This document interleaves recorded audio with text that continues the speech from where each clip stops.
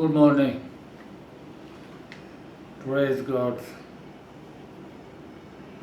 मोअज़्ज़ज़ audience के लिए आज जो आखिरी हमारे मुखालिफ मसीह की किस्त है वो ये है कि उसका अंजाम क्या होगा। हिज फेट, उसका अंजाम क्या होगा। बाइबल मुक़द्दस इस बात का इशारा देती है कि जो ही मुखालिफ मसीह यहूदियों के मुताल्लिक़ इस खबत के हालत में गिरफ़्तार हो जाता है तो फिर वो अपनी आलमगीर सल्तनत की दिलचस्पी को भी खैर बात कह देता है। उसके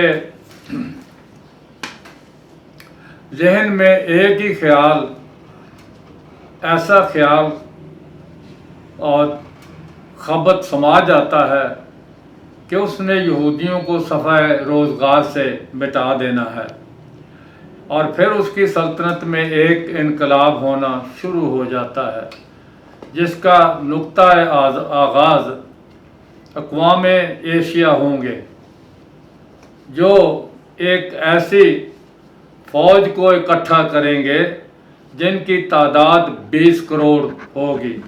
इसको हम देखते हैं मुकाशफा 9 बाब और उसकी जो है वो 16वीं आयत जो है उसमें हम इसे देखते हैं। और फ़ौजों के शुमार में 20 करोड़ थे। मैंने उनका शुमार सुना। मुझे इस रोया में घोड़े और उनके ऐसे सवार दिखाई दिए जिनके बख्तर आग और सुंबल और गंधक के से थे और उन घोड़ों के सर बब्बर के से थे। उनके मुंह से आग और धुआं और गंधक निकलती थी। तो ये खुदा का कलाम जो है वो पहली सदी में यूहन्ना रसूल को ये बात बताया जा रहा है कि 20 सदियों के बाद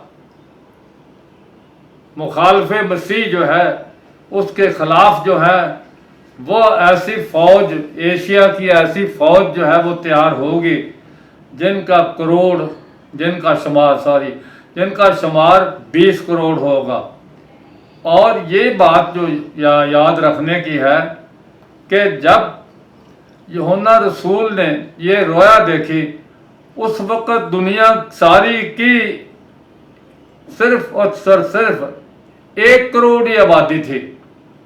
तो 20 करोड़ खुदा ने उन्हें बताया, तो मतलब ये है कि ये न्यूक्लियर जो है वो जंग का जो है वो सिलसिला खुदावन यीशु मसीह ने अपने रसूल को जो है वो दिखाया कि 20 करोड़ की जो है वो तादाद होगी।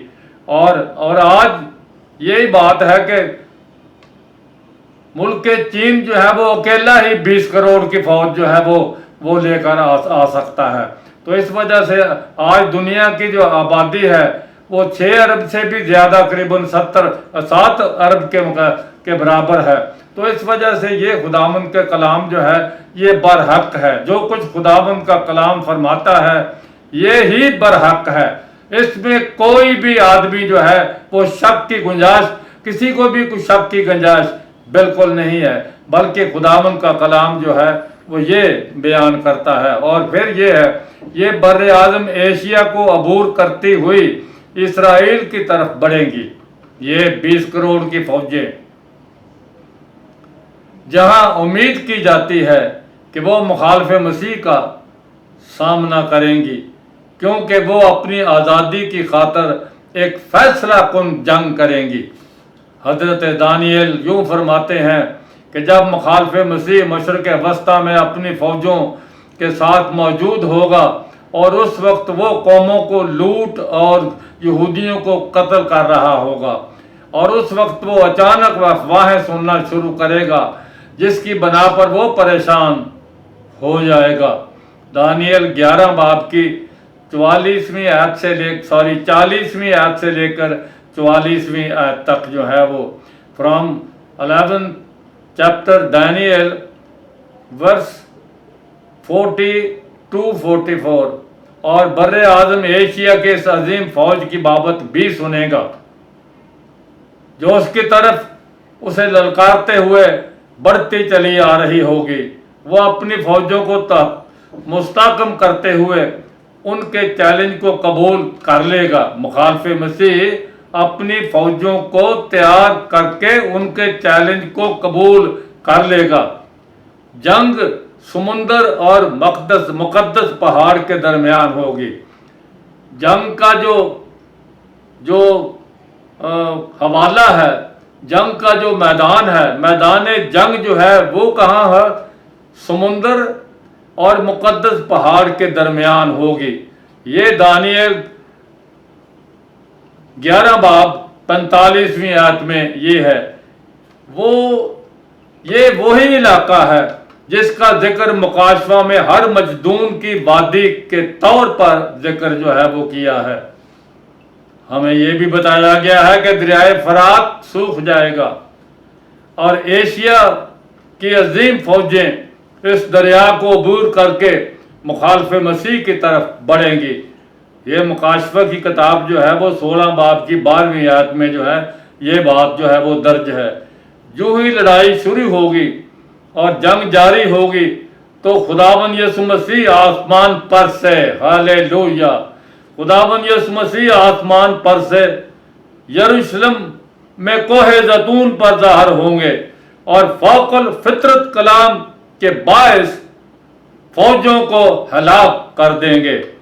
قوموں کے مارے جانے اور اس کے قوموں کے مارنے کے لیے اس کے منہ سے ایک تلوار نکلے گی، 2 دھاری تلوار نکلے گی اور سارے کی ساری فوجیں وہ اپنی جگہ میں ہلاک ہو جائیں گی، اور خداوند یروشلم کے ساتھ جنگ کرنے والی سب قوموں کو یہ عذاب نازل کرے گا کہ کھڑے کھڑے ان کا گوشت سوکھ جائے گا اور ان کی آنکھیں چشم خانوں میں گل جائیں گی۔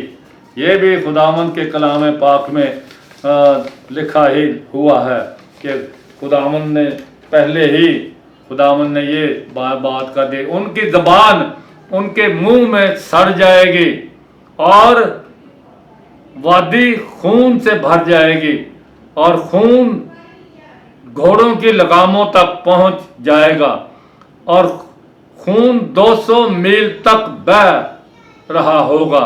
یہ مکاشفہ 14 باب کی 20 آیت میں لکھا ہوا ہے، نکال کر آپ پڑھ لینا۔ پالوس رسول کا یہ کہنا ہے کہ مخالف مسیح خداوند یسوع مسیح کی منہ کی پھونک سے ہلاک ہو جائے گا۔ پریز دی لارڈ۔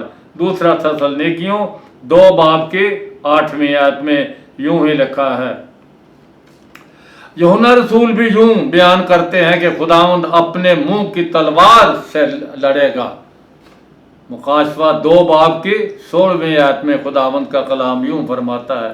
حضرت دانیل کا کہنا یہ ہے کہ مخالف مسیح کی سلطنت لے لی جائے گی اور اسے ہمیشہ کے لیے نیست و نابود کر دیا جائے گا، مخالف مسیح کو۔ دانیل 7ویں باب کی 26ویں آیت ہے۔ دانیل یوں فرماتے ہیں کہ مخالف مسیح کو آگ میں جھونک دیا جائے گا۔ دانیل 7 باب کی 11ویں آیت ہے۔ خداوند کا کلام یہ بھی فرماتا ہے، یوحنا رسول مخالف مسیح کا انجام کو، یوحنا رسول جو جسے ہم کہتے ہیں کہ یوحنا رسول یوحنا عارف کا مکاشفہ، یہ عرفان خداوند نے اسے دیا ہے۔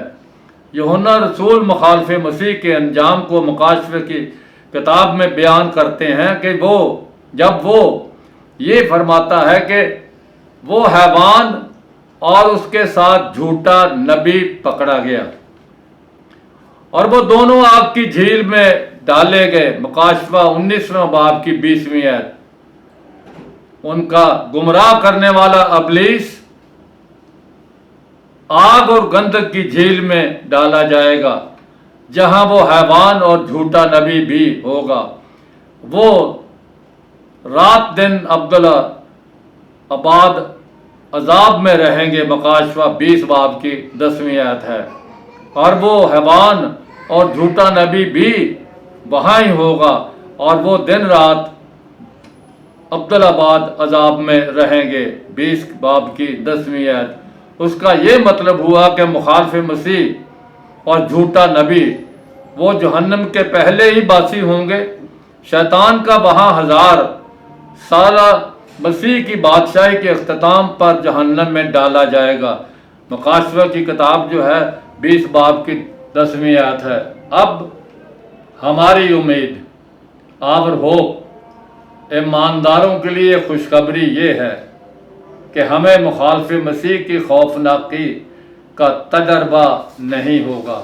یہ جو ہے وہ ہماری ہوپ ہے، ہمارا خداوند جو ہے وہ مخالف مسیح کی جو ہے وہ ہولناکی ہمارے لیے نہیں ہوگی، کیونکہ ہمارا خداوند جو ہے وہ ہمیں لینے کے لیے پہلے ہی آئے گا۔ مسیح پری ٹریبولیشن کا مطلب یہ ہے کہ کلیسیا کا جو ہے وہ ریپچر جو ہے پری ٹریبولیشن، مطلب یہ ہے کلیسیا کا آسمان پر اٹھایا جانا بڑی مصیبت سے پہلے ہوگا۔ تو اس لیے ہمارا خداوند جو ہے وہ ہمیں لینے کے لیے آ رہا ہے۔ اس لیے میں آپ سے یہ درخواست پسند کرتا ہوں کہ اپنے آپ کو تیار کرو۔ کلیسیا کے لیے یہ پیغام ہے کہ اپنے آپ کو تیار کرو، کیونکہ کلیسیا اونگ رہی ہے، کلیسیا جو سو رہی ہے، کلیسیا جو ہے وہ اسے جاگنا چاہیے، کلیسیا کو تیار ہونا چاہیے، کیونکہ اسے جلال والی کلیسیا چاہیے، نہ کہ جو ہے وہ اگڑ بگڑ کی کلیسیا جو اسے چاہیے نہیں، ہمیشہ اسے جلال والی کلیسیا چاہیے، کیونکہ ہمارا خدا جلالی خدا ہے اور وہ ہمارے لیے آ رہا ہے اور وہ ہمیں لینے کے لیے آ رہا ہے اور ہمیں تیار ہونا چاہیے۔ یہ ضروری بات ہے کہ ہر ایک آدمی جو کلیسیا کا ممبر کہلاتا ہے اسے پاک ہونا چاہیے، جس طرح کہ اس کا بلانے والا پاک ہے۔ ہمارا خداوند جو ہے وہ پاک ہے، اس وجہ سے ہمارا خداوند چاہتا ہے کہ ہم ہر طرح کی ہماری جو ہے وہ روحانی اور جسمانی آلودگی ہم جو ہے وہ پاک ہوں۔ ہمارا خداوند وہ چاہتا ہے کہ ہم سب کے ساتھ میل ملاپ رکھیں اور اس پاکیزگی کے طالب رہیں جس کے بغیر کوئی خدا کو نہیں دیکھے گا۔ ہمارا خدا جلد آنے والا ہے، ہمارا خداوند جلد آنے والا ہے۔ ہمارا خدا جو ہے بادشاہوں کا بادشاہ، ہمارا خدا جو ہے کلام خدا ہے، ہمارا خدا جو ہے وہ خداوند جو ہے وہ ہمارا بادشاہوں کا بادشاہ ہے، اور جو ہے وہ دوسرے لفظوں میں یہ ہے کہ ہمارا خداوند جو ہے وہ سارے بادشاہوں کا بادشاہ ہے، اور ہمارا خداوند جو ہے وہ ہمیں لینے کے لیے آ رہا ہے، اور وہ ہمیں آسمان میں لے کر جائے گا، اور پھر وہاں جو ہے ہمارے یعنی کلیسیا کی شادی اس کے ساتھ ہو جائے گی۔ تو یہ انجام ہے مخالف مسیح کا، لیکن ہمارے لیے امید یہ ہے کہ خداوند جو ہے وہ خود آسمان سے للکار مقرب فرشتے کی آواز کے ساتھ اتر آئے گا، اور پہلے تو وہ جو مسیح میں موئے جی اٹھیں گے، خداوند ان کی روحوں کو جو پہلے خداوند نے سو گئے ہیں لے کر آئیں گے، اور اپنے وہ بدنوں سے